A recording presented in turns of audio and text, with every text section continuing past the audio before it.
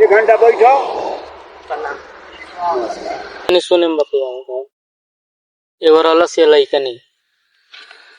कैजा करल से फाजी नगर 4 साल से बतियावत रहनी तारा से हम बतियावत रहनी ओकरा से। फिर का भइल बतियावत ओकर शादी हो गई। हम कहनी चल ठीक बा चल हो गई हमरो हो गई हमू कह लेम अपन दाना बनी से भाई अभी नहीं का भाई ओकर हो गई। हाँ फिर हम 4 साल के बाद लगनी कमाए खूब पैसा। जब तारा बहन था होती है अब कहती है कि ए बाबा कहती है नो कि नहीं देव नो तो हम वीडियो धैले बनी नंगा नंगा वायरल कर दे। चल भाई जो बता देखो ये फंस गया सीएम। तो बिया हो गई तो वायरल कर लानवा करी तू वीडियो बना लो जे बिया हो गइल बा तो हमरा लोग का बता बोली हमारी इज्जत बा नो। वो कहती है कि हम पैसा हेतना दो उतना दो नहीं तो हम तार वीडियो वायरल कोई तो ठीक बा वायरल करो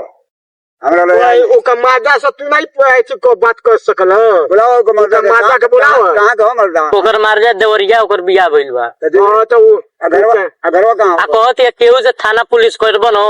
तो हम उल्टले तो के फंसा दे मा ठीक बा कोई तो फंसाओ तब ए कोई तो फंसाओ सबूत बा ना ओकर लगा ये नंगा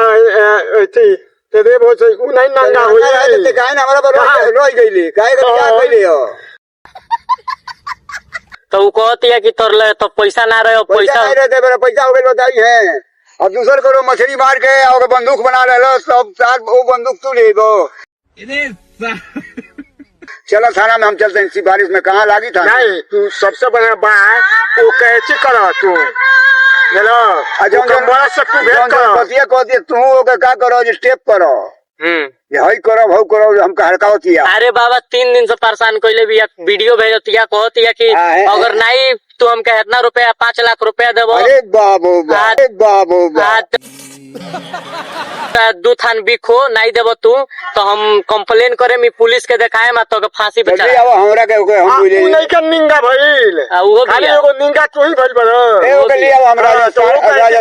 राजस्थान लेके चल जाते हम ले आओ नहीं सबसे बड़ा बा हम कहनी कि पहले तो हमसे बियाह काहे न कइले कहां धौ ऊ हुए ना कहो कसिया का वो फाजिन और बियाह भइल बा ओकर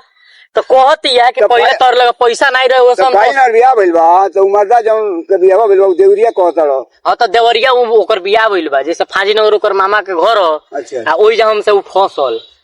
हां ममहरवे फसल 4 साल बतियाई नहीं आ बतियले के बाद कहती हम तो से बियाह ना करम कहनी नत कर हमहु बियाह कर ले ओके वीडियो वायरल कर ले बुझली जे बियाह उ करती है हमार वायरल तू कर ले तो कह दिए बियाह ना कर निंगा ओका तू फोटो नहीं का धइले